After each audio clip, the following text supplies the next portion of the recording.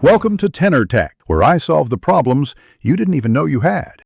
You'll start by powering on and getting online. Fast Wi-Fi makes updates painless.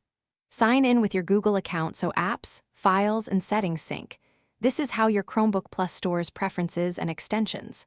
Once signed in, set a local PIN for quick unlock and enable system updates immediately to get security fixes and performance improvements. Make sure to allow permission prompts for location, camera, and mic only when you need them. That reduces background access and saves battery. Once done with basic sign-in, enable Chromebook Plus features. Configure the stylus and keyboard behavior for handwriting and shortcuts because that changes how quickly you work.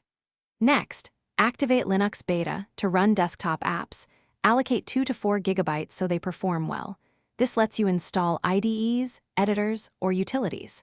Make sure to enable the Play Store and install Android apps optimized for tablets or large displays. This expands functionality beyond web apps and keeps workflows consistent. Finish by optimizing battery and storage. Set screen timeout to 5 to 10 minutes and choose Sleep on Lid Close to save power. Move large files to Google Drive and use the Files app for offline access so you don't lose work. If something goes wrong, apps crash or Wi-Fi drops, restart first. If problems persist, power wash to reset user data or use a recovery USB to reinstall Chrome OS. This combination resolves most faults and gets you back to productive use quickly.